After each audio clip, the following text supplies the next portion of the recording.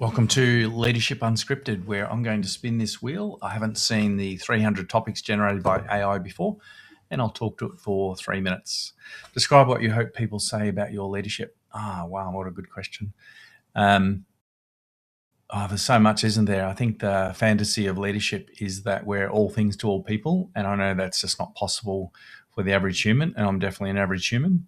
I don't try to be all things to all people, but what I would hope that people would say is that I care, I demonstrate empathy, I'm smart, and I hate the word get the best out of people because it feels like you're squeezing lemons, and that's not what it really is about. But I hope people would say that I create the conditions for people to be their best.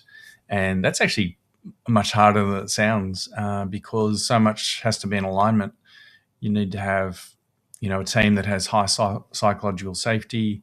There needs to be a nice blend of challenge and stretch and support. If you've got too much of one and too much of the other, then it's going to be detrimental to that person really being able to be their best.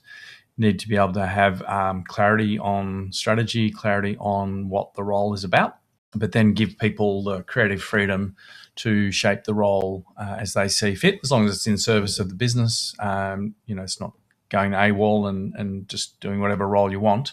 But I think a strengths-based leader, which I hope I am, where I try and leverage people's strengths and moderate or mitigate their weaknesses. So what I mean by that is, how do you neutralize people's areas that they may not be as strong in? So you might reshape the role so they don't have to actually do that task or have that responsibility and accountability, and work out what they're really great at. So I think it's the old Covey model, isn't it? What are you passionate about? What do you love? And what does the world need? So it might be what the organization needs, what you're good at, and what are you passionate about. If you can get the intersection of those three things, then people will absolutely thrive. They'll be engaged, and they'll feel like they matter, and they'll feel like they're contributing to something bigger than themselves.